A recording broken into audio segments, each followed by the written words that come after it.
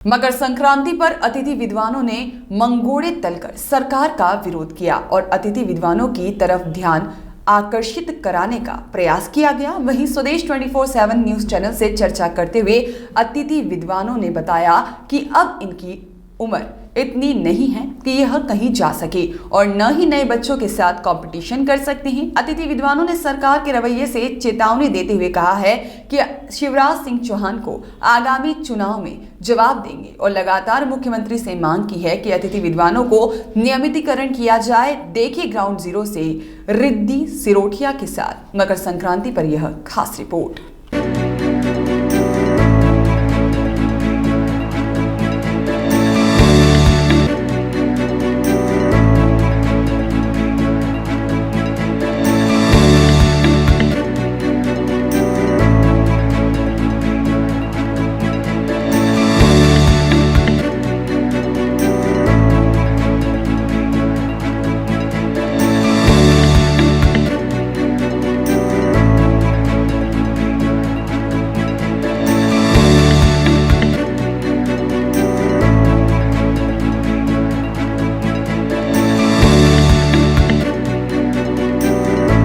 नमस्कार, मैं रिद्धि सिरोठिया। आप देख रहे हैं स्वदेश 24/7।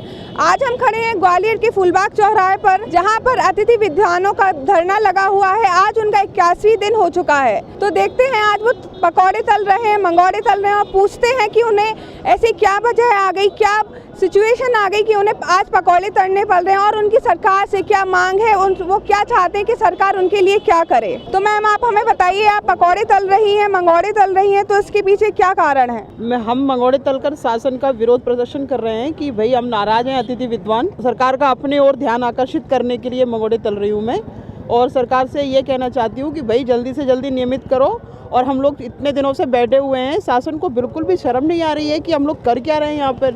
पढ़े लिखे होकर जहाँ हम लोगों को बच्चों को पढ़ाना चाहिए अभी बैठकर, वहाँ हम पकौड़े तलने का काम कर रहे हैं। ये शोभा देता है सरकार को? और कितनी बेइज्जती कराना चाहती है वो हम लोगों के थ्रू। जब हम लोग इतना बड़े बड़े अधिकारी बना सकते हैं बच्चों को, और हमारा खुद का भविष्य कहाँ जा रहा है? अंधकार में। जब हमारे बनाए हुए बच्चे नेता, अभिनेता, कलेक्टर, IAS, PS बनते हैं, और हम क्या कर रहे हैं? ये जब हमारे लिए सरकार कुछ कर नहीं सकती, तो ये पढ़ाई लिखाई, ये कॉलेज इतना खोल रही है, बंद कर दो ना इनको। और हम इस उम्र में आ चुके हैं मैडम कि हम कहीं जा नहीं सकते, हम कुछ कर नहीं सकते। अब बताइए, हम लोग इतने 50-55 साल के हो गए हैं, हम लोग कहाँ जाएंगे और काय में नौकरी करेंगे?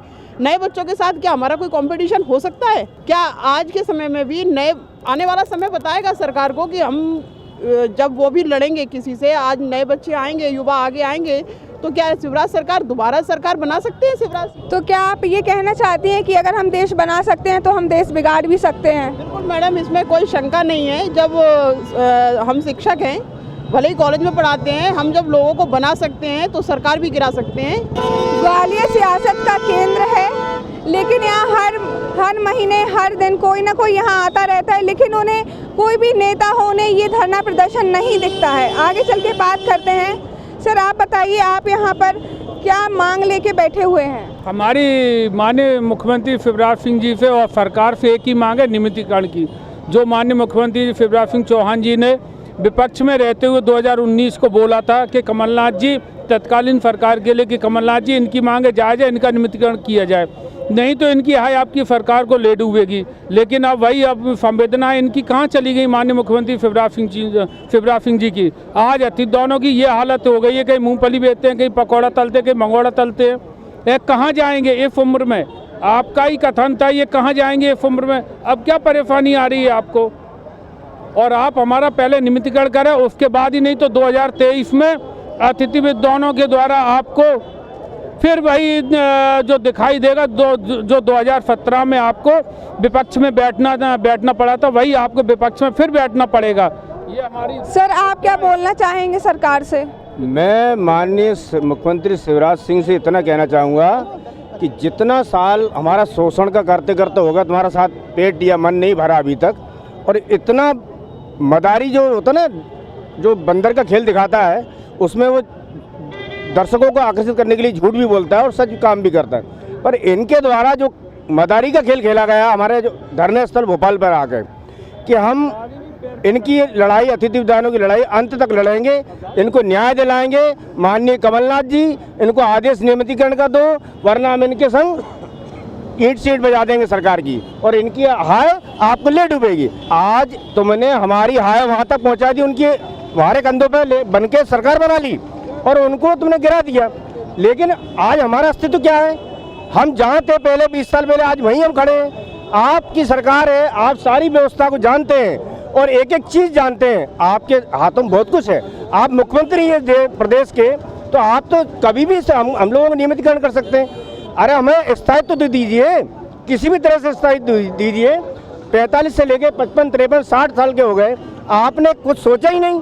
और ये भगोड़ापन, ये बंदरबाट तुमने ये खेला हमारे साथ, ये झूठ खेला, इसका परिणाम ये 2023 के चुनाव जो होगा ना 24 में, उसका परिणाम तुमको मिलेगा। आपके एक भी विधायक मंत्री यहाँ से जीत गए तो चैलेंज है उनको मेरा।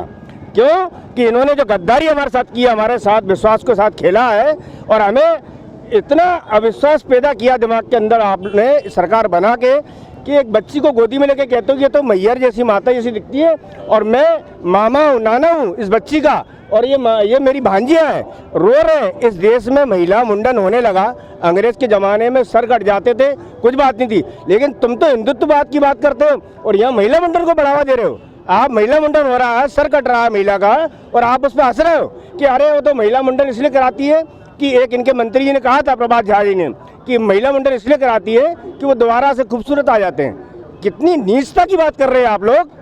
महिला मुंडन कराती है, देश की नारी शक्ति बहुत बड़ी चीज़ होती है।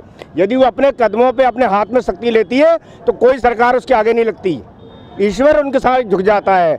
लेकिन ये शिवराज सिंह बहुत ज़्यादा गद्दारीपन पे उतर आए हैं। सरकार शासन देश को लूट रही है, मध्य प्रदेश के युवा बर्बाद हो रहे हैं, और शिक्षा जिस स्टेट में, जिस देश में शिक्षा स्वास्थ्य अगर सुधार नहीं हो पा रहा, उनको नियमितीकरण नहीं मिल पा रहा, अच्छी तरह से क्वालिफिकेशन होने के बाद भी, यूजीसी नॉर्म्स रखने के बाद भी वो क्वालिफाइड व्यक्ति को आप नौकरी नहीं दे पा रहे, स्थायित्व नहीं दे पा रहे, तो ऐसी सरकार का मैं टोटली विरोध करता हूँ और निवेदन कर रहा हूँ फिर से पुनः।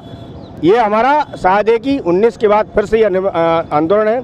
20 साल हो गए आंदोलन करते करते, आज हम इस स्थिति में हैं, हमारे पास मरने के अलावा कुछ नहीं है। और आगे ये अगर ये चाहते हैं हमारी मौत पर अपने आप को जिंदाबाद कहना चाहते हैं तो हमें वो कबूल है, लेकिन इतना जरूर करेंगे कि इनकी सरकार शायद नहीं बन पाई। तो जैसा कि आपने यहाँ देखा, अतिथि विद्वान कह रहे हैं अगर वो देश बना सकते हैं तो वो देश बिगाड़ भी सकते हैं। कहा जाता है एक समाज समृद्ध और सफल जब ही हो सकता है जब उसके पास एक अच्छे शिक्षक हों। ग्वालियर सियासत का केंद्र है, देखते हैं ये पकौड़े सियासत वालों को कब तक पचते हैं। बने रहिए स्वदेश 24x7 के साथ। धन्यवाद।